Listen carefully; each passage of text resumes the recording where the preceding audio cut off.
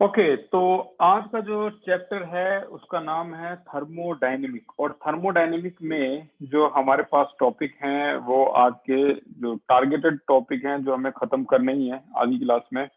तो ये मेरे सामने है टॉपिक और आज हम इसको करते हैं अपने टारगेट को खत्म। तो चैप्टर की शुरुआत होती है थर्मोडायनेमिक।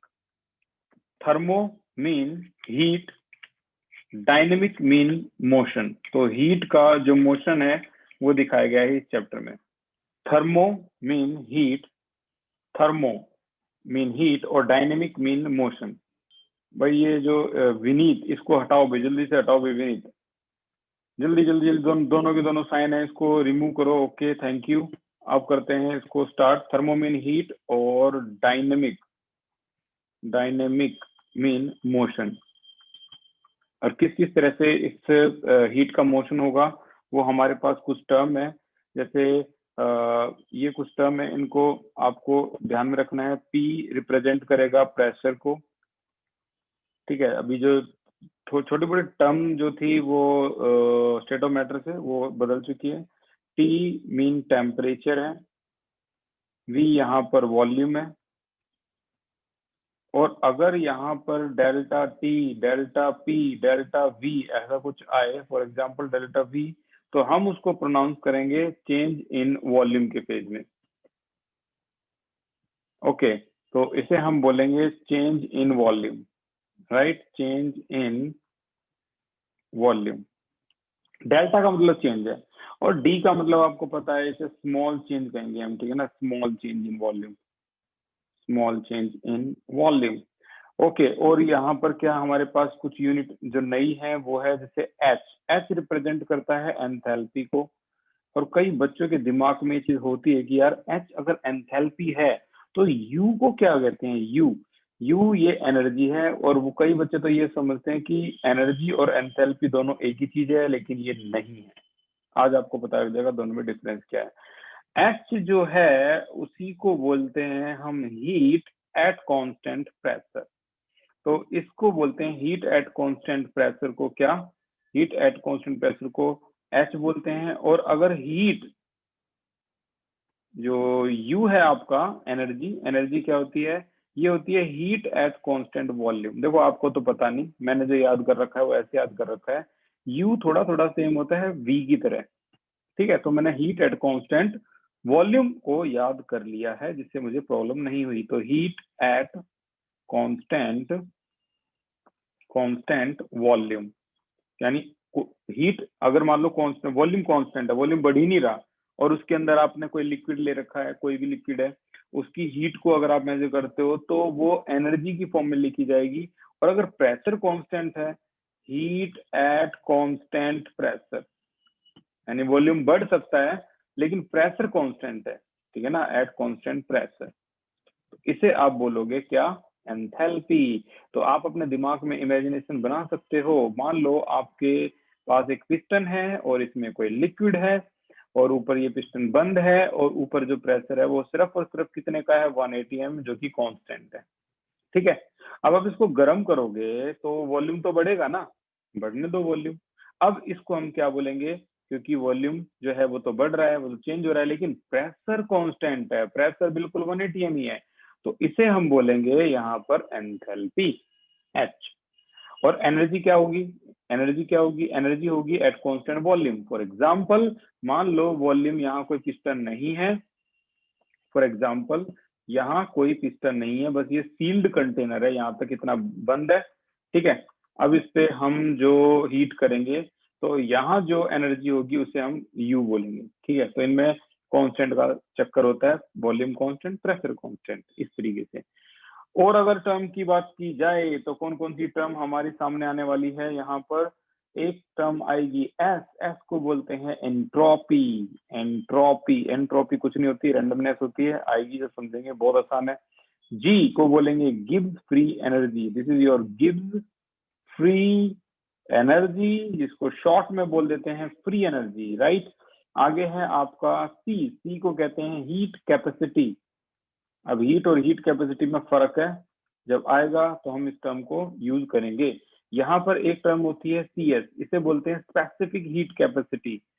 Specific heat capacity. तो आज का जो चैप्टर है, आज का जो क्लास है, वो बड़ी इजी क्लास होगी आपकी, इंट्रोडक्शन टाइप की। ये होगा आपका molar heat capacity, CM, molar heat capacity, ठीक है। और इसके अलावा एक होता है सीपी और एक सीवी। तो इसे क्या बोलते हैं? इसे बोलते हैं हीट कैपेसिटी एट कांस्टेंट क्या प्रेशर। सिमिलरली अगर ये सीवी होता तो हम बोलते heat capacity at constant volume, right. अगर हम आगे जाएं तो इन दो बातों के बारे में मैं पहले ही बता चुका हूं, QP और QV, जो कि आपके एंथैल्पी और एनर्जी की टर्म को रिप्रेजेंट करते हैं। Heat at constant pressure, heat at constant volume. तो बस इतनी ही टर्म है जो इस पूरे थर्मोडायनेमिक में आएंगी। न्यूमेरिकल सेक्शन बहुत आसान होगा, एग्जाम में आना ही आना है न्यूमेरिकल सेक्शन। और मैं ये भी बता दूं कहां से आएगा, हेसेस लॉ पे आएगा। हेसेस लॉ पे, बॉन्ड एंथैल्पी पे, ठीक है, और तो और आपका जो एंट्रोपी पे और डेल्टा यू यानी चेंज इन इंटरनल एनर्जी पे न्यूमेरिकल जो है वो इम्पोर्टेंट है। लेकिन सबसे जो खास है वो है आपका हेसेस लॉ। हेसेस लॉ पे न्यूमेरिकल आता ही आता है। चलो तो चलते हैं चैप्टर में आगे की तरफ, थर्मोडायनेमिक। थर्मोडायनेमिक थर्मोडायनेमिक की डेफिनेशन से लेकर आगे तक जो है इसका जो सफर है वो हमारा कंटिन्यू रहेगा। और हम साथ साथ इस बार यहाँ से शुरू करेंगे, हम साथ साथ आपका MTG लास्ट ईयर में आए हुए क्वेश्चंस को भी। तो प्रॉपर जो थर्मोडायनेमिक है वो आपका खत्म होगा यहाँ पे। Thermodynamic the branch of science, ऐसी ब्रांच साइंस की deal with the study of different form of energy, ठीक है, एंड देयर इंटर कन्वर्जन। तो डिफरेंट फॉर्म ऑफ एनर्जी और उसका interconversion, different form of energy and their interchange, change का मतलब inter conversion, एक form से दूसरी फॉर्म में ट्रांसफर होना, इसे कहते हैं थर्मोडायनेमिक, ठीक है। तो यहाँ सबसे पहले बात होती है सिस्टम और सराउंडिंग की। सिस्टम वो चीज है जहां पर ऑब्जर्वेशन चेक की जा रही है। मान लो आपकी लैब में एक बीकर है और बीकर में कुछ आपने सॉल्वेंट A और B को मिक्स कर रखा है, रिएक्शन प्रोसीड पे है, तो ये आपका बीकर क्या माना जाएगा? सिस्टम। और इस बीकर को छोड़कर जो बाकी बची हुई दुनिया है ना, उसको क्या बोला जाएगा? सराउंडिंग। तो डेफिनेशन की अगर बात करें तो सिस्टम क्या हुआ?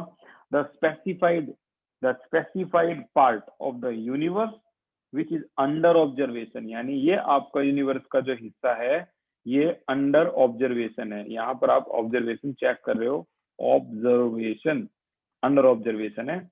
और जो रिमेनिंग पार्ट है उसे सराउंडिंग बोलते हैं। तो सराउंडिंग की डेफिनेशन क्या हुई? The remaining portion of the universe which is not a part of the system is called surrounding. और अगर मैं दोनों को ऐड कर दूं, सिस्टम प्लस सराउंडिंग ऐड कर दूं, system plus surrounding is equal to जो बनता है वो है आपका यूनिवर्स, ठीक है। तो ये साइंस की लैंग्वेज है। ये आप आर्ट में जो पॉलिटिक्स होती है कि आप सिस्टम का हिस्सा नहीं हो, ये सिस्टम के खिलाफ है, तो ये जो सिस्टम है वो अलग सिस्टम है। यहाँ जो सिस्टम है साइंस की लैंग्वेज में वो बिल्कुल अलग सिस्टम है। तो दोनों मिलकर क्या बनाते हैं? यूनिवर्स, ठीक है। और आगे चलते हैं इस दुनिया से निकल के। टाइप ऑफ सिस्टम, तीन तरह के सिस्टम होते हैं, ओपन, क्लोज एंड आइसोलेटेड, जिसमें आइसोलेटेड बहुत बार आ चुका है, ये ज्यादा इंपॉर्टेंट है। तो टाइप ऑफ सिस्टम में अगर बात की जाए तो पहला है ओपन सिस्टम, दूसरा है close system, open system, second है क्लोज सिस्टम, और तीसरा है आइसोलेटेड सिस्टम, जो इंपॉर्टेंट है, आइसोलेटेड सिस्टम, ठीक है। ओपन सिस्टम वो है यहाँ पर आपका जो एक चाय का कप बोल सकते हो या फिर ओपन बीकर बोल सकते हो, एक गर्म बीकर है, इसमें पानी को गर्म कर दिया है फॉर एग्जाम्पल, तो क्या पानी ठंडा हो जाएगा? हाँ जी, पानी ठंडा हो जाएगा बिल्कुल, 1 घंटे के अंदर अंदर हो जाएगा। 1 घंटे क्या, अभी सर्दियों में तो 15 मिनट के अंदर हो जाएगा। उबाल के रख दो पानी, 15 मिनट के अंदर ठीक ठंडा हो जाएगा। अगर आपने कप के अंदर रख रखा है hot coffee in A flask या फिर hot coffee in A cup, तो यहाँ पर दो चीजें एक्सचेंज होती हैं। एक तो एक्सचेंज होती है सराउंडिंग के साथ क्या, हीट या फिर मास, और दूसरा जो एक्सचेंज हो रही है वो है एनर्जी। तो इस मी को याद रखना, एम ई को, मास एक्सचेंज हो रहा है और एनर्जी भी एक्सचेंज हो रही है। अब एनर्जी एक्सचेंज हो रही है तो समझ में आती है, सभी को आती है बिल्कुल। मैं बात कर रहा हूँ यहाँ पर किसकी, मैं बात कर रहा हूँ ओपन सिस्टम की। This is your open system, ठीक है। और यहाँ पर जो एग्जाम्पल है इसका वो है ओपन सिस्टम का एग्जाम्पल क्या, hot coffee in an open flask बोल सकते हो, या फिर hot coffee in A cup बोल सकते हो। साइंसी लैंग्वेज में बोलते हैं इन एन ओपन फ्लास्क, ठीक है। तो यहाँ पर मास और एनर्जी दोनों एक्सचेंज होते हैं। एनर्जी का मतलब वो कॉफी ठंडी हो जाती है, और मास जो है ये थोड़ा सा बारीक है। आपने शायद ऑब्जर्व किया होगा, जब आप एक चाय का गिलास या चाय का कप जो होता है उसको, चाय के कप को इतना भरा हुआ है, ये इतना भरा हुआ है, गर्म है, और आप उसको पीना भूल गए किसी वजह से, ठीक है। उसको पीना भूल गए और उसके बाद आपने देखा जब वो ठंडी हो गई थी, तो आपने क्या ऑब्जर्व किया? आज तक आज तक क्या आपने ऑब्जर्व किया कि आपका जो चाय के का जो कप है उसका लेवल है वो थोड़ा सा, ज्यादा नहीं, थोड़ा सा कम हो गया अपनी अमाउंट का, ठीक है ना। थोड़ा सा लेवल जो है वो कम हो जाता है। इसका मतलब ये हुआ कि जो वेपर लगातार इसमें से ऊपर गए, निकले, उसने मास को कम कर दिया। So there is exchange of mass and energy with surrounding. तो ये था आपका ओपन सिस्टम।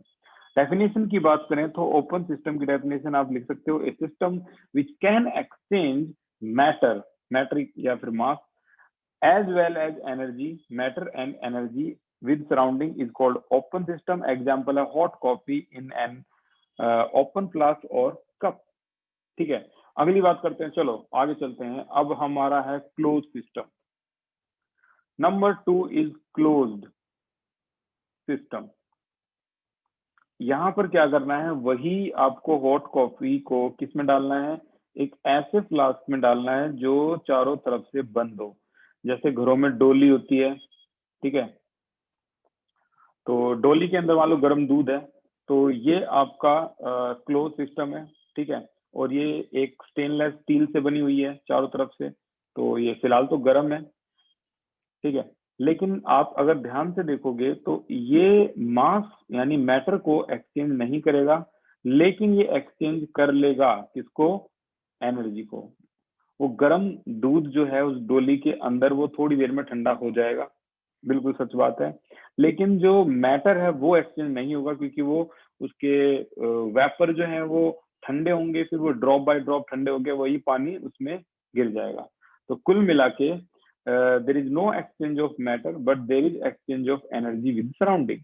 तो क्लोज सिस्टम क्या हुआ, और इसका जो एग्जाम्पल है वो क्या हुआ, hot coffee in a closed flask, ठीक है। तो यहाँ हम लिखेंगे a system which can exchange energy but not matter with surrounding is called close system. और यहाँ पर हम बोलेंगे क्या एग्जाम्पल में, hot coffee in a closed flask,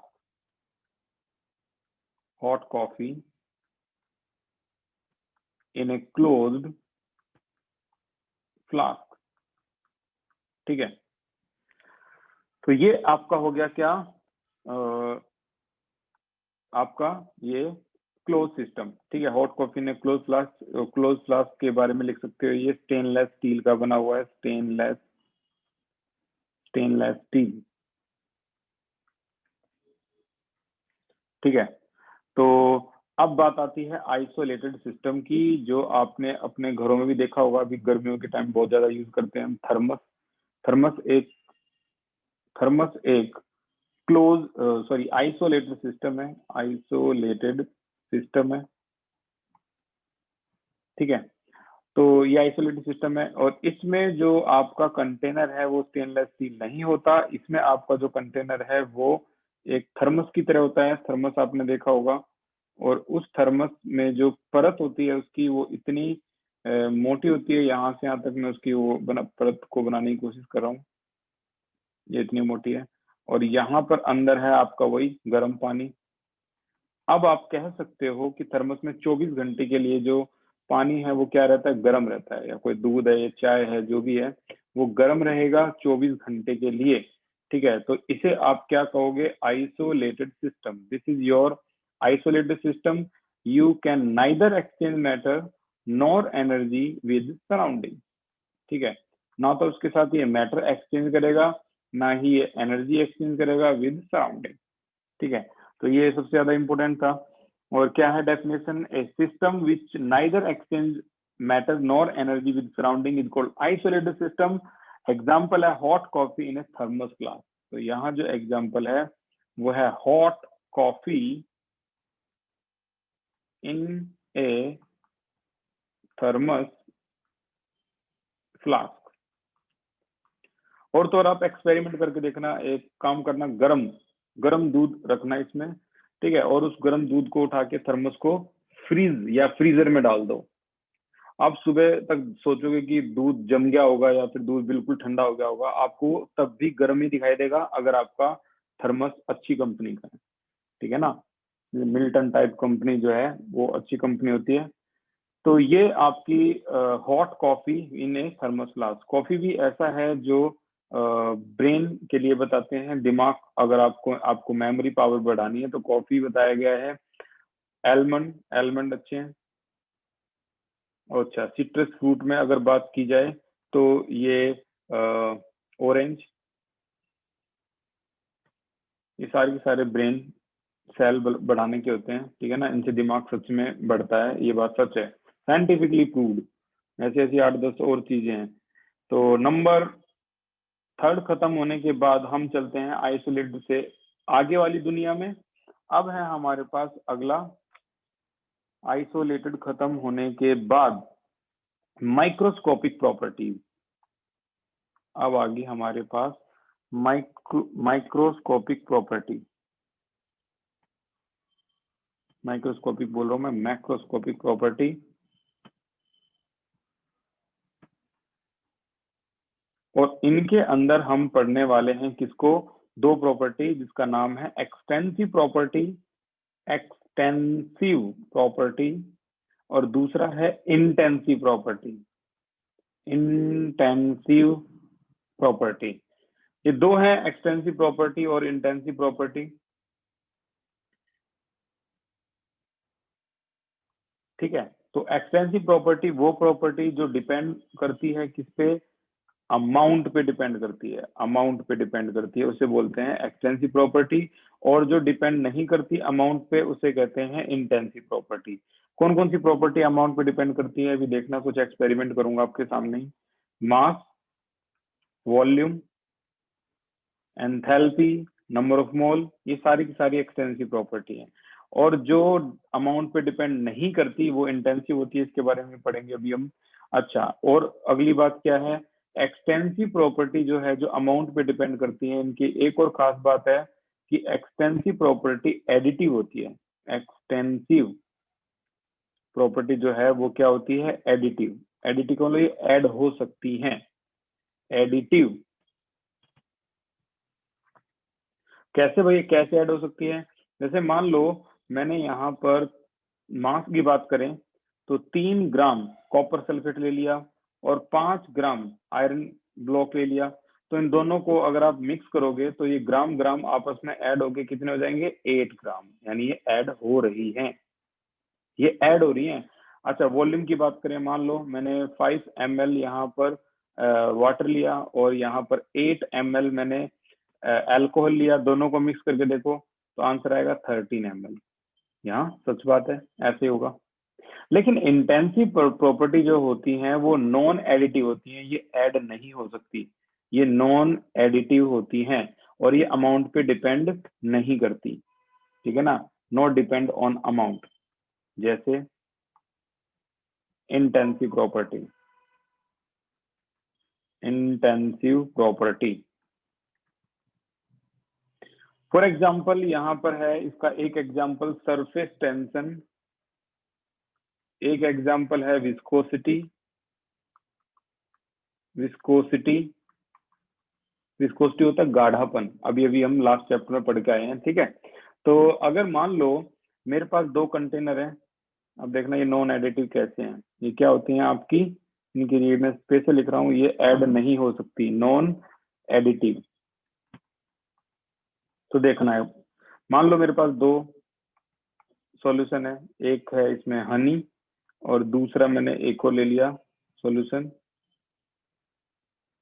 और ये है आपका मान लो मिल्क, ये मिल्क है और ये हनी है। हनी की विस्कोसिटी जो है यानी गाढ़ापन वो ज्यादा होता है, जाहिर सी बात है।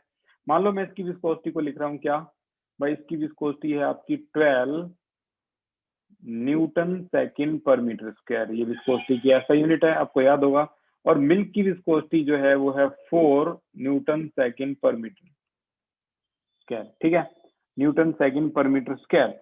अब आप सोच समझ के इसका आंसर दीजिए कि क्या जब मैं इन दोनों को ऐड करूंगा, इन दोनों को ऐड करूंगा तो क्या मेरे पास जो आंसर है यानी गाढ़ापन, अब जो गाढ़ापन है, जो विस्कोसिटी है, क्या मेरे को यहाँ 16 न्यूटन सेकंड पर मीटर स्क्वायर मिलेगी? सोचने वाली बात है।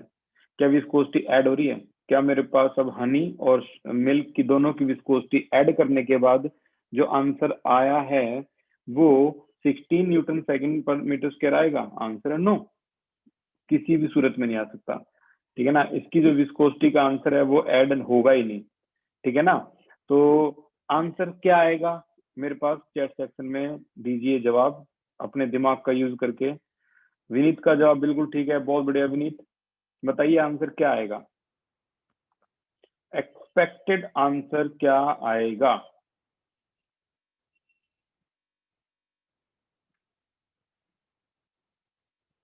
अमित सही दिमाग का यूज किया है, हर्ष ठीक है,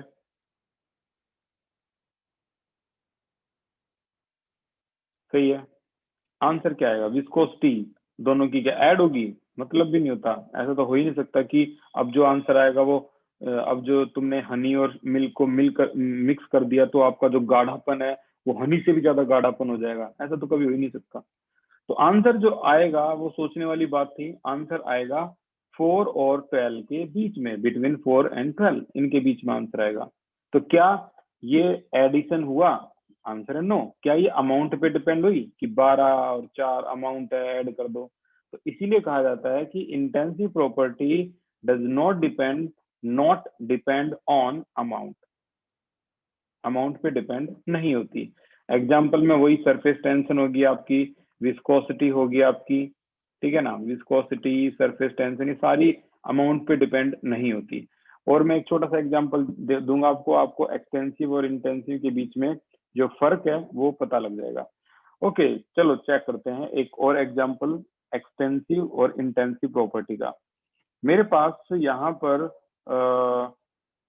टेम्परेचर और प्रेशर ये दोनों भी इंटेंसिव में काउंट होती है, तो टेम्परेचर और प्रेशर भी इसकी एक प्रॉपर्टी है। तो देखो मैं आपके सामने अभी दूध का दूध, पानी का पानी करूंगा। यहाँ पर मेरे पास दो कंटेनर है, एक कंटेनर में आपका जो पानी है उसका टेम्परेचर है 60 डिग्री सेल्सियस, राइट। दूसरे कंटेनर में जो पानी है मेरे पास उसका टेम्परेचर है कितना, 40 डिग्री सेल्सियस। चलो भाई चलो, अब मैं दोनों को मिक्स करने वाला हूँ, और मिक्स करने के बाद जो भी मेरे पास कंटेनर आएगा, जो भी मेरे पास कंटेनर आएगा टेम्परेचर का, तो क्या उसका आंसर दोनों के दोनों ऐड करके 100 डिग्री सेल्सियस आने वाला है क्या? सोचने वाली बात है। एक गिलास में पानी है 60 डिग्री सेल्सियस, एक गिलास में 40 डिग्री सेल्सियस, क्या दोनों को ऐड कर दोगे तो 100 डिग्री सेल्सियस आएगा? आंसर है नो, कोई मतलब है ही नहीं। तो फिर आंसर क्या आएगा? क्या ये दोनों ऐड हो रही है? नहीं हो रही है ऐड अभी भी। आंसर जो आएगा वो आएगा, वेरी गुड प्रिंस, विनीत दोनों ठीक है, आंसर आएगा 40 और 60 के बीच में, बिटवीन 40 एंड 60, ठीक है। तो इनके बीच में जो है आपका वो टेम्परेचर आएगा, इसका मतलब इंटेंसिव प्रॉपर्टी ऐड नहीं होती। तो यहाँ पर जो डेफिनेशन बनती है दोनों की, अब तो सारा खेल ही आसान हो गया, आपको पता चल गया कि एक्सपेंसिव और इंटेंसिव में डिफरेंस क्या है, इंटेंसिव में डिफरेंस क्या है। ठीक है, तो दोनों के जो डिफरेंस हैं वो इस तरह से आप एक्सप्लेन किए जा सकते हैं कि extensive properties are those properties of the system whose value depend on the amount of substance, ठीक है ना। For example mass, volume, enthalpy, number of mole, ठीक है, intensive property, these are those property whose value depend do not depend on the या फिर independent on the amount of the substance, for example viscosity, temperature, pressure, surface tension, molarity, ठीक है ना, molarity। Okay तो ये थी आपकी extensive intensive property with definition. आपके पास जो क्या नाम है प्रॉपर डेफिनेशन है वो पहुंच जाएंगी। लास्ट में हम जो पढ़ने वाले हैं वो है टाइप ऑफ प्रोसेस। ये कुछ हमने इससे पहले चैप्टर में पढ़ी थी, टाइप ऑफ प्रोसेस। यहाँ पे जो प्रोसेस है वो है सबसे पहले आइसोथर्मल प्रोसेस, आइसोथर्मल प्रोसेस जहाँ पे, और आइसोबारिक प्रोसेस, आइसोबारिक प्रोसेस, एक है आपका आइसोकोरिक प्रोसेस, आइसोकोरिक प्रोसेस, और एक है आपका एडियाबैटिक प्रोसेस। एडियाबैटिक के आगे लगा दो इम्पोर्टेंट, एग्जाम में आ चुकी है, ठीक है। और आगे की अगर बात करें तो एक है आपका रिवर्सिबल प्रोसेस, रिवर्सिबल प्रोसेस, और एक है आपका irreversible process, irreversible process. Okay तो यहाँ पर आइसोथर्मल प्रोसेस एक ऐसी प्रोसेस होती है जिसमें क्या कांस्टेंट होता है। चैट सेक्शन में जाओ और बताइए आइसोथर्मल में क्या कांस्टेंट होता है।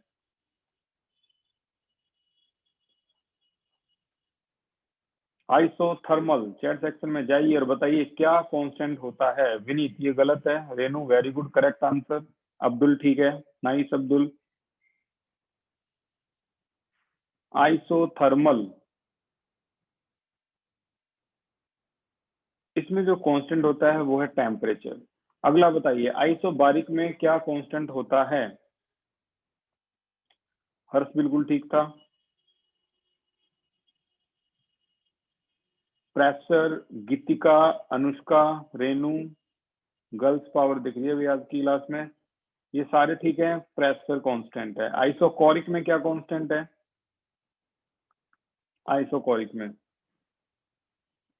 रेनू, गीतिका, प्रिंस गलत है भाई ये, अब्दुल, हिमांक, अनुष्का बिल्कुल ठीक। इसमें वॉल्यूम कांस्टेंट है, ठीक है ना। अब आइसो एडियाबैटिक एक ऐसी कंडीशन है, चलो वैसे तो मैंने अभी तक बताया नहीं है इसके बारे में, फिर भी मैं देखता हूँ कि आपके स्कूल में कुछ समझाया या नहीं समझाया। इसमें क्या कांस्टेंट होता है एडियाबैटिक में, ये मैंने डिस्कस नहीं किया है। एडियाबैटिक में क्या कांस्टेंट होता है। अमित, क्या बात है अमित, वेरी गुड, अमित का जवाब ठीक है। और कोई नहीं, प्रिंस ये गलत है, हिमांक गलत है, अमित अब तक ठीक है। एडियाबैटिक एक ऐसी प्रोसेस है, मैंने बता दिया ये इंपॉर्टेंट है, और इसमें जो कांस्टेंट होता है वो है क्यू। अब तो कोई बता सकता है क्यू को क्या कहते हैं, क्यू को क्या कहते हैं भाई, कोई बता सकता है what is Q. Geetika very good, Abdul ठीक, हिमांग ठीक, हर्ष ने बताया इसको चार्ज कहते हैं, चार्ज भाई। चलो ये अभी क्या नाम है वो चल रहा है ना, फिजिक्स, फिजिक्स भी तो है। हिमांक ये ठीक है, इसे बोलते हैं हीट, ठीक है ना, हीट। तो मैं इसकी डेफिनेशन पढ़ देता हूँ एडियाबैटिक क्या होता है। द प्रोसेस इन विच जो डायरेक्शन में भी sorry the process in which system does not exchange heat with surrounding, यानी ये हीट चेंज सराउंडिंग के साथ एक्सचेंज नहीं करेगा। तो यहाँ पर जो कांस्टेंट है वो है आपकी हीट। तो मैं इसके लिए जरूर लिखूंगा क्योंकि ये है इतना खास यार, इसको हम इग्नोर कर नहीं सकते। The process in which system does not exchange, system does not exchange heat with surrounding. ठीक है, तो ये सराउंडिंग के साथ हीट को एक्सचेंज नहीं करता, तो इसे कहते हैं एडियाबैटिक प्रोसेस। मैं बार बार बोल रहा हूँ, इंपॉर्टेंट। रिवर्सिबल और इरिवर्सिबल प्रोसेस जो है वो कुछ कुछ आपको थोड़ा थोड़ा बायोलॉजी की तरह ही लगेगी। रिवर्सिबल प्रोसेस जो रिवर्स हो सकती हैं, यहाँ पर कुछ चीजें ऐसी हैं जो मैं आपको बताऊंगा, आपको ध्यान से समझनी है। इरिवर्सिबल प्रोसेस, जब कोई झरना ऊपर से नीचे गिरता है, ठीक है, कोई भी झरना, तो क्या उसका पानी ऊपर जा सकता है? आंसर है अपने आप, नो, अपने आप नहीं जा सकता। अपने आप को इंग्लिश में क्या बोलते हैं? साइंस की लैंग्वेज में, थर्मोडायनेमिक की लैंग्वेज में अपने आप को इंग्लिश में क्या बोलते हैं? संस्कृत में तो मैं बता रहा हूं, अपने आप को ये बोलते हैं स्वतः। चलो अब इसकी लैंग्वेज में जल्दी बता दो।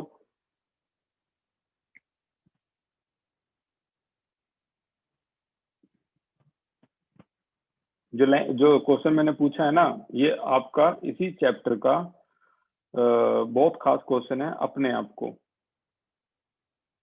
अपने आप को बोलते हैं इन की लैंग्वेज में स्पॉन्टेनियस। ठीक है, और जो अपने आप नहीं होते नॉन स्पॉन्टेनियस। तो अपने आप स्पॉन्टेनियसली वो पानी जो नीचे गिर रहा है वो ऊपर नहीं जा सकता। ये प्रोसेस आपकी इरिवर्सिबल प्रोसेस है।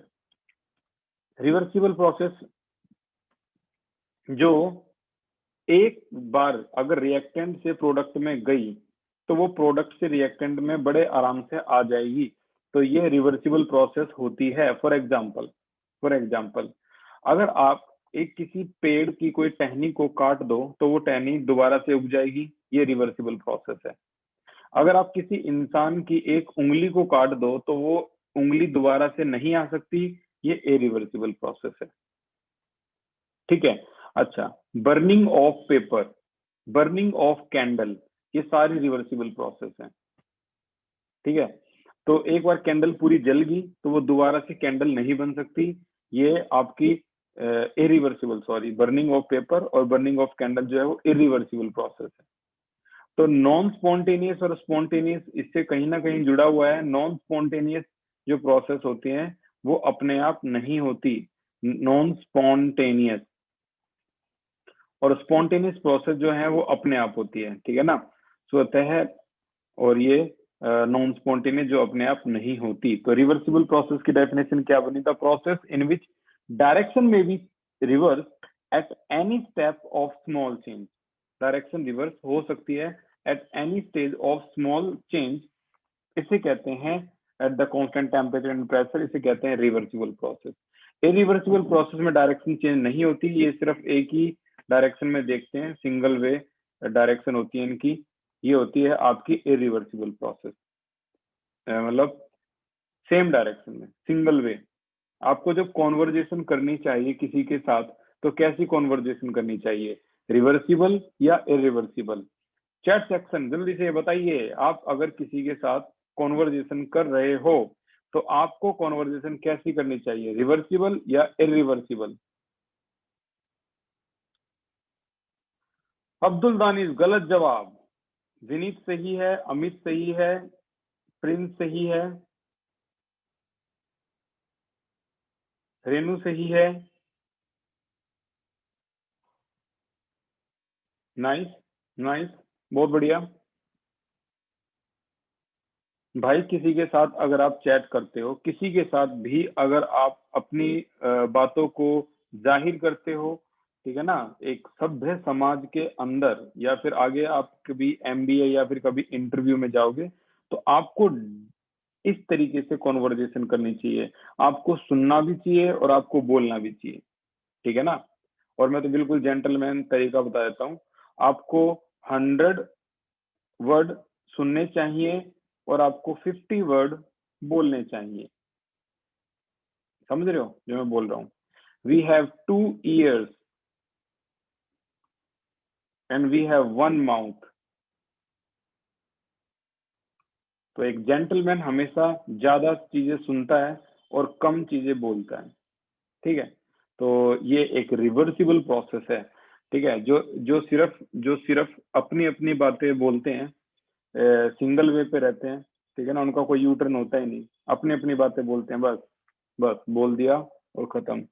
मैं बता रहा हूँ वो लाइफ में ना, लाइफ में ग्रेजुएशन ग्रेजुएशन भी अच्छी तरह से नहीं कर पाएंगे, लाइफ में आगे जाने की तो छोड़ो, वो यहीं पे स्टॉप हो जाएंगे, यहीं पे गेम ओवर, ठीक है। कई होते हैं ऐसे बाय नेचर बाय डिफॉल्ट, जिन्हें सिर्फ अपनी बोलनी आती है, किसी की सुननी आती नहीं, ठीक है। तो वो बहुत जल्दी डिस्ट्रॉय हो जाएंगे, फिनिश हो जाएंगे बहुत जल्दी। irreversible process, a process in which a reversible process cannot be carried out with a small change in temperature and pressure।